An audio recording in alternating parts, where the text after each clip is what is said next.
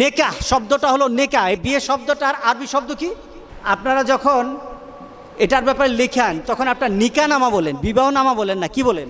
নিকানামা। আচ্ছা, বিয়ে কি এখন মেয়েরা করবে না ছেলেরা করবে? আল্লাহর আদেশ কার বলেন? আল্লাহ সুবহানাহু ওয়া তাআলা বলেন ফানকিহু, বিয়ে করো, মা তাবা লাকুম মিনান নিসা, মেয়েদের থেকে, মহিলাদের থেকে যাকে তোমার ভালো লাগে। মেয়েকেও দেওয়া হয়েছে তোমাকে যাকে ভালো লাগে। এখন পছন্দটা কিভাবে করবে? উত্তমতার দিক থেকে যার কাছে তোমার ভালো লাগে। রাসূল পাক সাল্লাল্লাহু আলাইহি ওয়াসাল্লাম কি বললেন? বিয়েটা হলো আমার সুন্নত, আল্লাহ অর্ডার করলেন। আর রাসূল নিজের তরফ থেকে আবার নতুন করে বললেন বিয়েটা আমার সুন্নত।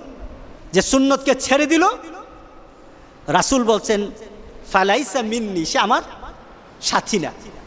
আচ্ছা বলেন তো দেখি, রাসূল বলেছেন আমার সাথী না, এই লোকের কোনো দাম আছে? গরুর দাম থাকতে পারে, ছাগলের দাম থাকতে পারে, রাসূল যাকে বলেন আমার সাথী না তার কোনো দাম নাই। উলাইকা কাল আনাম, চলো পশু থেকে আরো খারাপ।